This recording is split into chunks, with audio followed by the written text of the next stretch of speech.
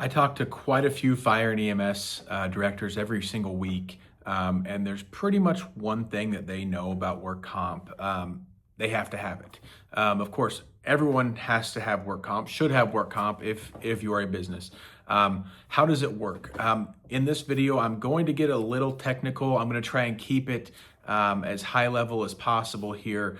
Think of it as like a work comp 101. So the first way to kind of calculate what we call your manual premium for work comp is you're going to take your payroll times your class rate and then divide by 100.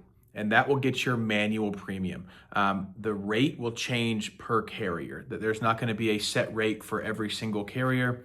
So payroll times rate divided by 100 gets you your manual premium. From there, they typically take into account your mod score. You might have heard your mod score. An average mod for your industry is 1. So if your mod is 1, you are average for that industry. If you're above 1, that means you're a little higher risk. If you're below 1, that means you're above average. Okay, so let's just say your mod score was 0.9. So you take your manual premium times 0.9, so you essentially get a 10% discount on that standard premium. From there, we can kind of take each carrier. At that point, it kind of becomes an underwriter's decision. So we go manual premium, mod score, that gets your standard premium, and then it's going to be dependent on what your underwriter will do.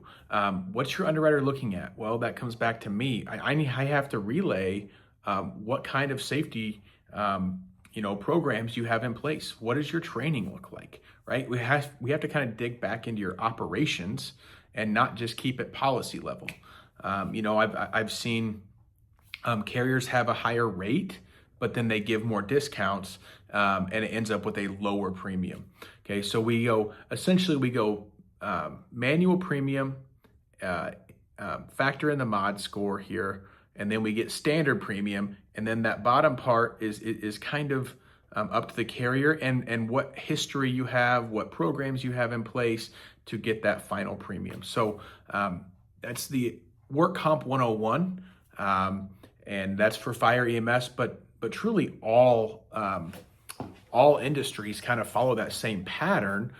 Some have different rates, some have very low rates, some have higher rates. So work comp 101, especially for fire EMS, there's not a ton of options out there in terms of carriers for fire EMS. So we really want to get those carriers kind of bidding back and forth for that. So if you have any questions, we can definitely dive deeper into work comp as well. It's a mile deep in terms of the nuances of work comp. So appreciate your time, and go check out the blog, and I have a article written on it as well.